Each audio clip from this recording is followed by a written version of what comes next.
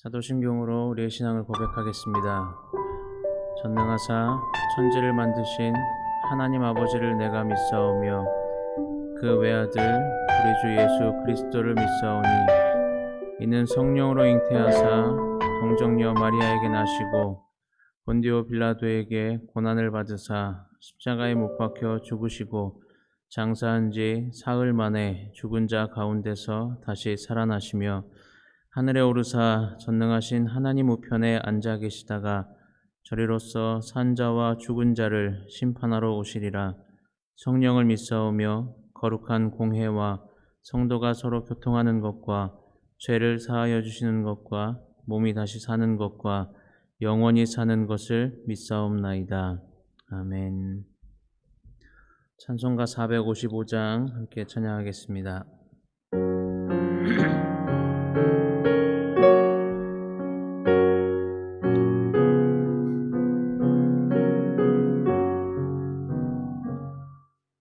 주님의 마음을 본받는 자, 그 맘에 평강이 찾아오면 험악한 세상을 이기리니 하늘로부터 임함이로다. 주님의 마음 본받아 살면서 그 거룩하심 나도 이루리. 주 모습 내 눈에 안 보이며 그 음성 내 귀에 안 들려도 내 영혼 날마다 주를 만나 신령한 말씀 늘 배우도다. 주님의 마음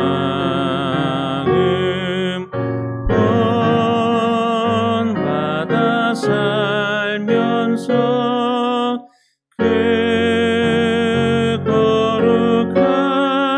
거룩하심 나도 이루리. 가는 길 거칠고 험하여도 내 맘에 불평이 없어짐은 십자가 고난을 이겨내신 주님의 마음 본받음이라. 주님의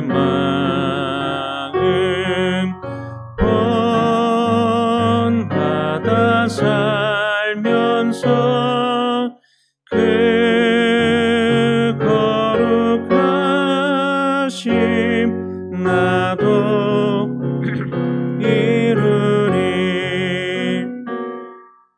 주 예수 세상에 다시 오실 그날엔 무성도 변화하여 주님의 빛나는 그 형상을 다 함께 보며 주 찬양하리.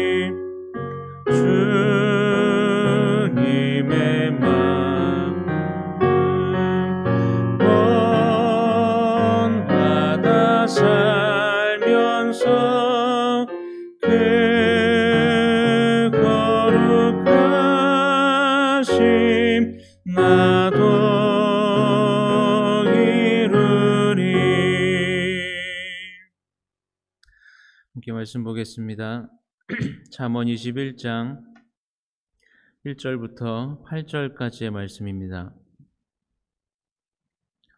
잠언 21장 1절부터 8절까지의 말씀입니다. 함께 보겠습니다.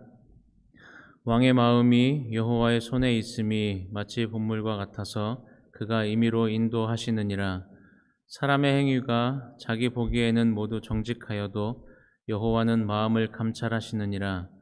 공의와 정의를 행하는 것은 제사 드리는 것보다 여호와께서 기쁘게 여기시느니라. 눈이 높은 것과 마음이 교만한 것과 악인이 형통한 것은 다 죄니라. 부지런한 자의 경영은 풍부함에 이를 것이나 조급한 자는 궁핍함에 이를 따름이니라. 속이는 말로 재물을 모으는 것은 죽음을 구하는 것이라 곧 불려다니는 안개니라. 악인의 강포는 자기를 소멸하나니 이는 정의를 행하기 싫어함이니라. 죄를 크게 범한 자의 길은 심히 구부러지고 깨끗한 자의 길은 고드니라. 아멘. 사랑과 은혜가 많으신 하나님 아버지, 오늘도 우리가 주님의 마음을 닮아가기 원합니다. 하나님, 우리가 험난한 세상 가운데 살아가지만 그러나 우리 안에 주어지는 참된 평안은 오직 하나님께로부터 온다는 사실을 다시 한번 기억하게 하여 주옵소서. 하나님, 하루의 삶 가운데 불편함이 있고 또 불평함이 우리 안에 일어난다 할지라도 그러나 우리를 위해서 십자가를 지셨던 그 주님의 사랑과 은혜를 기억하며 넉넉히 승리하는 한 날 될 수 있도록 주님 은혜를 더하여 주옵소서. 오늘도 말씀 가운데 주님의 마음을 깨닫기 원합니다. 우리를 향하신 그 주님의 사랑과 은혜를 다시 한번 깨닫는 시간 되게 하여 주시고 그 은혜로 오늘 하루 온전히 하나님 앞에 합당한 자로 살아갈 수 있는 귀한 복된 삶이 될 수 있도록 주님 은혜를 더하여 주옵소서. 감사드리며 예수님의 이름으로 기도합니다. 아멘. 우리는 늘 자신이 옳다는 생각을 하는 경향이 많습니다. 그래서 어떠한 문제가 발생했을 때 그 문제의 원인을 항상 다른 사람에게 돌릴 때가 많이 있죠. 그러나 돌이켜보면 그 문제의 원인이 다른 사람이 아닌 바로 나에게 있다는 것을 뒤늦게 깨닫게 되는 경우가 참 많이 있습니다. 왜 그럴까요? 우리는 왜 항상 나를 먼저 돌아보기보다 다른 사람을 지적하고 다른 사람의 행동을 지적하는 것, 다른 사람의 잘못을 지적하는 것에 혈안이 되어 살아가는 것일까? 왜냐하면 우리 안에 여전히 남아있는 그 죄성으로 인해서 우리의 중심이, 우리의 마음의 동기가 죄의 습관, 또 편견, 고정관념들과 같은 것들로 인해서 사람과 상황을 제대로 바라보지 못하게 하기 때문입니다. 그렇기 때문에 우리는 그렇게 틀어져 있는 우리의 마음을 늘 하나님의 은혜 앞으로 가지고 나아가야 합니다. 나는 항상 옳다고 생각하고 나는 다 알고 있다고 생각하는 그러한 마음, 그러한 생각이 우리를 교만하게 만들 수 있습니다. 그런데 그런 우리의 마음을 하나님께서 감찰하신다, 살피신다고 오늘 성경에 기록하고 있습니다. 2절 말씀을 보면 사람의 행위가 자기 보기에는 모두 정직하여도 여호와는 마음을 감찰하시느니라 라는 말씀을 기록하고 있죠. 이 말씀과 비슷한 말씀을 우리가 구약성경 사무엘서에서 찾아볼 수가 있는데 사무엘상 15장 말씀을 보면 사울이 하나님의 명령에 불순종했고 그로 인해서 하나님께서 사울의 왕권을 박탈하는 그 내용을 우리가 볼 수 있습니다. 하나님께서 사울에게 아말렉을 완전히 진멸하라고 명령하셨는데 사울은 완전히 진멸하지 않고 좋은 것들은 남겨두고 또 그것을 하나님께 제사를 드릴 때 사용하려고 했다라는 핑계를 대죠. 또 그리고 그러한 좋은 것들을 남겨두었던 그 행동을 자신이 한 것이 아니라 백성들이 그렇게 한 것이다 라고 하면서 책임을 회피하는 모습을 우리에게 보여줍니다. 그런 사울에 대해서 하나님은 사울을 왕으로 세우신 것을 후회하신다 라고 말씀하시면서 사울을 버리시죠. 그렇게 버림받은 사울로 인해서 사무엘이 슬퍼하고 있을 때 하나님께서는 그 사무엘에게 뿔에 기름을 채워서 베들레헴으로 가라고 말씀하십니다. 사무엘상 16장 1절 뒷부분에 보면 내가 너를 베들레헴 사람 이새에게로 보내리니 이는 내가 그의 아들 중에서 한 왕을 보았느니라 라고 말씀하시죠. 베들레헴에 도착한 이 사무엘이 이새와 만났고 그의 아들들을 만나게 되는데 그래서 하나님께서 왕으로 선택한 자를 찾기 시작합니다. 사무엘은 이전에 사울을 왕으로 선택하는 모든 과정 가운데 있었죠. 그리고 사울이 실패하는 모습까지도 다 목격을 합니다. 그런데 그런 사무엘이 이새의 아들들 중에 첫 번째 아들을 보고 무슨 생각을 하는가 하면 그들이 오매 사무엘이 엘리압을 보고 마음에 이르기를 여호와의 기름 부으실 자가 과연 주님 앞에 있도다라고 생각을 합니다. 사울이 이스라엘의 초대 왕으로 세워질 때 성경이 사울을 뭐라고 소개하는가 하면 이스라엘 자손 중에 그보다 더 준수한 자가 없고 키는 모든 백성보다 어깨 위만큼 더 컸더라라고 소개합니다. 한 번은 실수지만 두 번은 실력이다라고 하는 말이 있죠. 사무엘은 사울을 통해서 한 번의 실패를 경험했으면서도 이새의 첫 번째 아들이었던 엘리압을 볼 때 외모가 마음에 들었고 그래서 이 사람이 하나님께서 왕으로 세우실 사람이다라고 생각했다는 것입니다. 그런 사무엘에게 하나님께서 뭐라고 말씀하시는가 하면 그의 용모와 키를 보지 말라. 내가 이미 그를 버렸노라. 내가 보는 것은 사람과 같지 아니하니 사람은 외모를 보거니와 나 여호와는 중심을 보느니라 라고 말씀합니다. 이 당시의 문화적인 상황을 보면 사무엘을 우리가 조금은 이해할 수는 있는데 사무엘이 그만큼 용모와 키를 보았다는 건 이 시대의 왕들이 전쟁에 직접 나아가는 그 상황과 연결해서 우리가 생각해 볼 수 있습니다. 왕이 전쟁에 나가기 위해서는 당연히 무기가 중요했는데 이때 왕의 키가 얼마나 큰가에 따라서 칼의 길이가 달라졌다고 합니다. 그렇기 때문에 키가 크면 당연히 칼의 길이가 길어지는 것이고 칼이 길어지면 전쟁에서 그만큼 유리할 수밖에 없는 거죠. 그래서 이 당시에 왕이라는 이미지를 떠올려 봤을 때 키를 생각하게 되는 건 어쩌면 당연한 일일지도 모릅니다. 그러나 중요한 건 그러한 시대적인 상황에도 불구하고 하나님은 외모나 키가 중요하지 않으셨다는 것이죠. 우리는 여전히 세상의 방식을 따르고 또 세상의 가치관을 가지고 살아갈 때가 많습니다.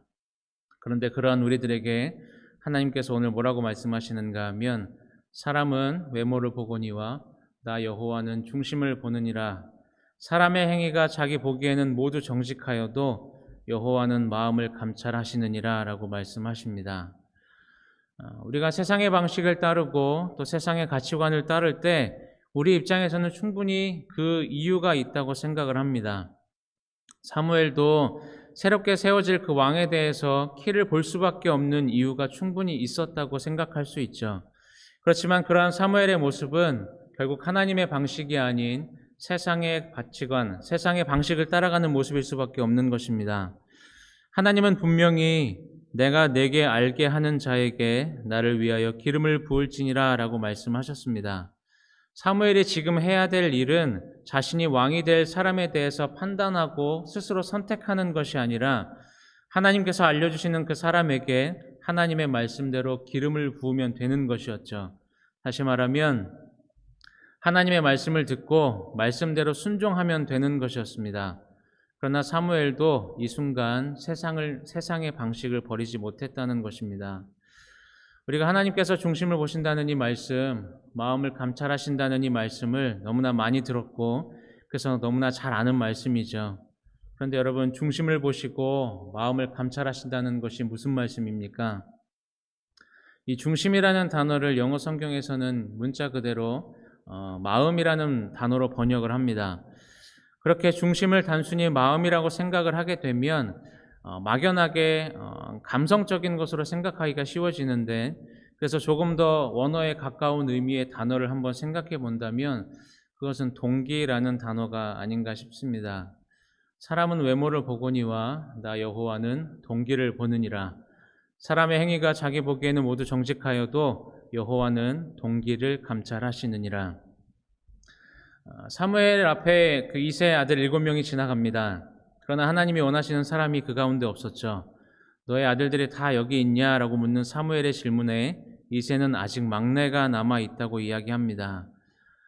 이름도 이야기하지 않는 이 막내라는 말은 단순히 제일 나중에 태어났다는 그 의미로 사용된 게 아니라 장자가 너무나 중요했던 이 시대 가운데 말 그대로 정말 하찮은 존재, 조건도 없고 스펙도 없고 사람들이 별로 주목하지 않는 그런 막내가 한 명 더 있었다는 것입니다. 사무엘은 그 막내를 불러오도록 했고 하나님은 그 막내에게 사무엘을 통해서 기름을 붓게 하시죠. 누구도 집중하지 않았던 그 막내가 누구입니까? 바로 우리가 잘 아는, 너무나 잘 아는 다윗이었습니다. 사람은 눈으로 보기에는 눈으로 보이는 그 겉모습을 굉장히 중요하게 여기고 그것으로 상대방을 판단하기가 쉽습니다. 용모와 키, 외적인 모습으로 사람을 판단할 때가 많죠. 그러나 하나님은 그러한 외모와 상관없이 막내인 그 다윗을 선택하십니다. 정말 보잘것없는 존재였고 그 누구조차도, 다윗조차도 스스로 자신이 왕이 될 것이라고는 상상조차 못했을 것입니다. 그러나 하나님은 다윗을 선택하셨죠. 왜 다윗을 선택하셨습니까? 바로 다윗의 중심, 다윗의 마음, 그 다윗의 동기를 보셨기 때문입니다. 다윗은 막내로 살아가는 그 인생임에도 불구하고 하나님 앞에서 자신에게 주어진 삶에 최선을 다했던 것을 볼 수가 있습니다. 그랬기 때문에 골리앗 앞에서 당당하게 하나님의 이름을 선포할 수 있었던 거죠. 물론 다윗의 인생의 전체의 삶을 보면 때때로 범죄할 때가 있었고 또 연약한 모습을 우리에게 보일 때가 있지만, 그러나 언제나 다윗의 인생은 늘 하나님을 향하고 있었다는 것을 우리가 발견할 수 있습니다. 하나님께서 우리의 중심을 보실 때, 하나님께서 우리의 마음을 보실 때, 하나님께서 우리의 동기를 살피실 때 하나님께 인정받는 삶을 살아가시기를 바랍니다. 하나님께서 기뻐하시는 삶의 모습, 하나님께 인정받는 삶은 결국 우리를 향한 그 하나님의 은혜를 발견하고 주님의 마음을 깨닫고 본받아 살아가려고 노력하는 삶입니다. 하나님의 은혜가 아니면 우리의 마음, 우리의 중심, 우리의 동기는 늘 흐트러질 수밖에 없다는 사실을 여러분들 기억하시고 늘 말씀과 기도로 우리의 마음과 시선을 하나님께 고정시키셔서 하나님의 마음에 합한 자로 살아가시는 저와 여러분들의 삶이 되시기를 주님의 이름으로 축원합니다. 이렇게 기도하겠습니다. 사랑과 은혜가 많으신 하나님 아버지, 하나님께서 우리의 중심을 보시고 우리의 마음을 보시고 우리의 동기를 살피신다는 사실을 기억하며 살아가게 하여 주옵소서. 우리는 여전히 세상의 가치관을 가지고 세상의 가치관을 따라 살아갈 때가 너무나 많음을 고백합니다. 세상의 방식을 따라 살아가는 우리의 모습 가운데 여전히 겉으로 보이는 것을 보고 판단할 때가 많지만, 그러나 보이는 것보다 보이지 않는 우리의 중심이 더 중요하다는 사실을 다시 한번 기억하며 나아가게 하여 주옵소서. 하나님께서 기뻐하시는 삶의 모습, 하나님께 인정받는 삶의 모습으로 살아가게 하여 주옵소서. 그러기 위해서 우리를 향한 그 하나님의 은혜를 매 순간 발견하는 삶을 살아가게 하여 주시고, 우리를 향한 그 주님의 마음을 깨닫고 그 마음을 본받아 살아가려고 노력하는 삶을 주님 허락하여 주옵소서. 오직 하나님의 은혜가 아니면 살아갈 수 없다는 사실을 다시 한번 기억하게 하시고, 우리의 마음과 우리의 중심, 우리의 동기가 흐트러지지 않도록 늘 말씀과 기도로 하나님 앞에 온전한 모습으로 살아갈 수 있도록 주님 함께하여 주옵소서. 늘 우리의 마음과 시선을 하나님께 고정시키는 삶을 살아가게 하여 주시고, 하나님의 마음에 합한 자로 살아갈 수 있는 복된 삶을 살아갈 수 있도록 주님 은혜를 더하여 주옵소서. 모든 것 주님께 맡기며 예수님의 이름으로 기도합니다. 아멘. 시간 각자의 자리에서 더 하나님 앞에 기도하며 나가겠습니다.